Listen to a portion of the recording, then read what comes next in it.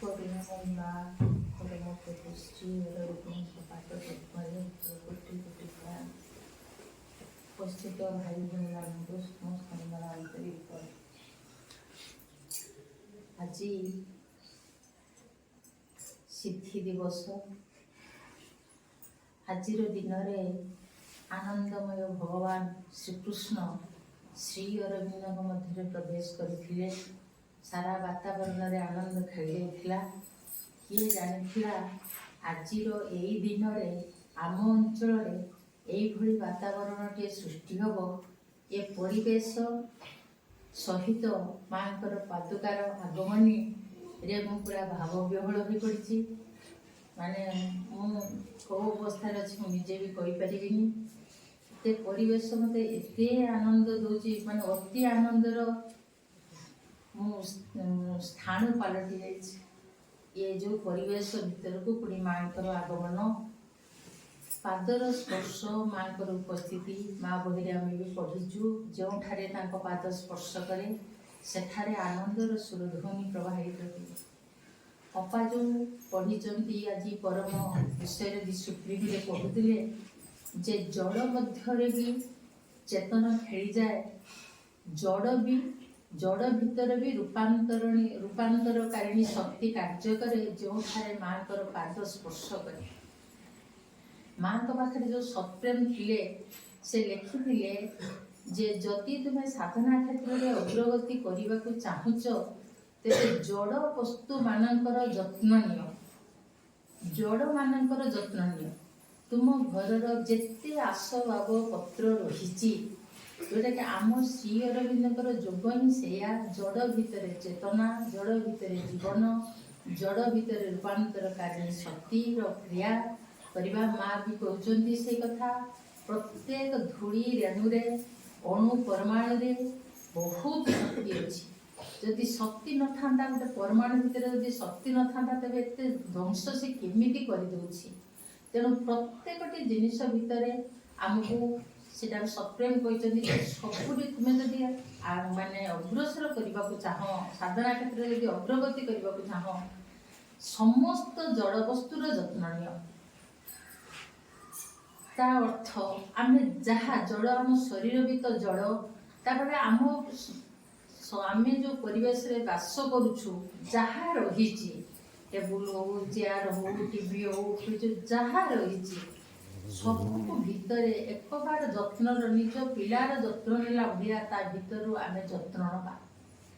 ନିଜେ ମା ଯେତେବେଳେ ଜାପାନ ଛାଡ଼ିଲେ ସେତେବେଳେ ଯେଉଁ ବସ୍ତୁଗୁଡ଼ିକୁ ସେ ବ୍ୟବହାର କରୁଥିଲେ ସେଥିରେ ସେ ହାତ ଯୋଡ଼ିକି କହିଲେ ଯଦି ବ୍ୟବହାରରେ କିଛି ତ୍ରୁଟି ଥାଏ, ତୁମମାନଙ୍କୁ ବ୍ୟବହାରରେ କିଛି ତ୍ରୁଟି ଥାଏ ମୋର, ତେବେ ତୁମେମାନେ ମୋତେ କ୍ଷମା କରିଦେବ।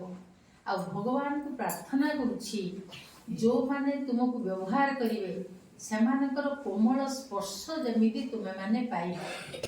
ତେଣୁ ପ୍ରତ୍ୟେକଟି ବସ୍ତୁ ଭିତରେ ଭଗବାନ ପୂରି ରହିଛନ୍ତି। ପ୍ରତ୍ୟେକଟି ଅଣୁ ଭିତରେ ଭଗବାନ ପୂରି ରହିଛନ୍ତି। ସିନ୍ଥେସିସ୍ ଯୁଗରେ ପ୍ରଭୁ କହିଛନ୍ତି ମାଟି ଟେଡ଼ା ବି ବ୍ରହ୍ମ। ତେଣୁ ମାଟି ଉପରେ ଏତେ ଜୋରରେ ଚାଲନି, ଛନ୍ଦା ଏତେ ଗତିରେ ଚାଲ, କାରଣ ସେ ବହୁତ କିଛି ସହୁଛି। ମାଟି ହେଉଛି ଆମର ମା, ବହୁତ କିଛି ସହୁଛି। ତେଣୁ ମା ସେ କଥା କହୁଛନ୍ତି ଯେ ତାଙ୍କ ପାଦ ସ୍ପର୍ଶ କରେ ସେଠି ଆନନ୍ଦର ସୁରଧୁନି ପ୍ରବାହିତ ହୁଏ, ଆନନ୍ଦର ଗଙ୍ଗା ସେଠି ବହିଯାଏ। ଏବଂ ତାଙ୍କର ପାଦ ସ୍ପର୍ଶ ବହୁତ ତାଙ୍କର ପାଦ ସ୍ପର୍ଶ ପ୍ରତି ଆମେ ସେତିକି ନିଜକୁ ଉନ୍ମୁକ୍ତ କରିବା ଉଚିତ। ପ୍ରତ୍ୟେକ ବସ୍ତୁ ପ୍ରତି ଆମକୁ ଯତ୍ନ ନେବା ଦରକାର। ତେଣୁ ମୁଁ ଗୋଟିଏ ମୋର ଅନୁଭୂତିଟି କହୁଛି। ଆଜିକୁ ଠିକ୍ 10 ବର୍ଷ ତଳେ 2013 ମସିହାରେ ଯେତେବେଳେ ମୋ ସ୍ୱାମୀ ଆଇସିୟୁରେ ଥିଲେ, 1.5 ମାସ ଯେତେବେଳେ ଆଇସିୟୁରେ ଥିଲେ, ସେତେବେଳେ ଗୋଟେ ସନ୍ଧ୍ୟା ହେଇନଥିବ, ଗୋଟେ କଳା ପେଚାଟେ ଜୋରରେ ଉଡ଼ି ଆସିବ, ଆସିକି ସେଇ ଚମ୍ପା ଗଛରେ ବସିକି ବହୁତ ଜୋରସେ ରାବେ ଏବଂ ବଡ଼ ବଡ଼ କଳା ସାପ। ମୁଁ ସ୍କୁଲ ଫେରିଲା ବେଳେ ମୋ ବିଛଣାରେ ଶୋଇଥିବେ, ଗ୍ୟାସ୍ ଉପରେ ଶୋଇଥିବେ, ଟିଭି ଟେବୁଲ ତଳେ ଶୋଇଥିବେ, ଖାଲି କଳା ସାପ, କୁକୁର ମୁହଁ କରି ଉପରକୁ ଭୁକିବା, ପେଚା ରାବିବା, ବହୁତ ଅଶୁଭ ଜିନିଷ ଘଟେ ପ୍ରତ୍ୟେକ ଦିନ। କିନ୍ତୁ ଠିକ୍ ସନ୍ଧ୍ୟା 7ଟା ହେଇଯିବ, ଶବ୍ଦ ଶୁଭେ, ଝୁମ୍ ଝୁମ୍ ଝୁମ୍ ଝୁମ୍ ପାଉଁଜି ଶବ୍ଦ ଶୁଭେ। ପ୍ରତ୍ୟେକ ଦିନ ଘର ଚାରିପାଖରେ କିଏ ଜଣେ ବୁଲୁଥାନ୍ତି। तेरे गोटे पटरे थिला अशुभ शक्तिर खेल आ गोटे पट थिला डिभाइनिक लीला। तेणु डेविल आ डिभाइनिक भितर युद्ध सेटा अंगे लिभिଛି एवं मांकर पादस्पर्श ही जीति थिला एवं अशुभ शक्ति पराहत होइथिला। मो कॉलोनी रो समस्त कहले एते अशुभ शक्ति बोली सेमान जते बुबु थाती सारा कॉलोनी कंपु था एमिति होची से लोक कोना भलो हो किंतु मांकर पादस्पर्श सबुदिन थिला।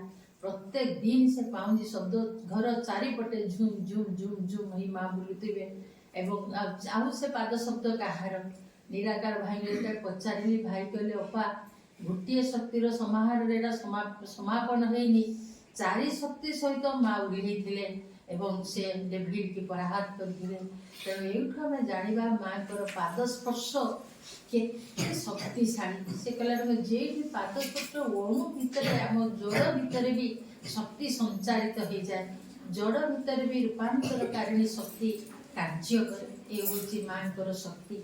आमे बहुत भाग्यवान जे माँ को पाखरे पाइचु जीवंत भाव में पाइचु से अजाचित भाव माने याकू कहती अहेतुकी कृपा मांकर कथा नहीं बार्ता नहीं हठात प्रोग्राम जे मांकर पादुका ठीक आसो आमे माने जो प्रकार सुजोग पाउछु ताकू धरिबारे ताकू स्पर्श करिबारे मुंड लगे प्रणाम करिबारे आठारो अधिक किछि आउ भाग्यर कथा न था।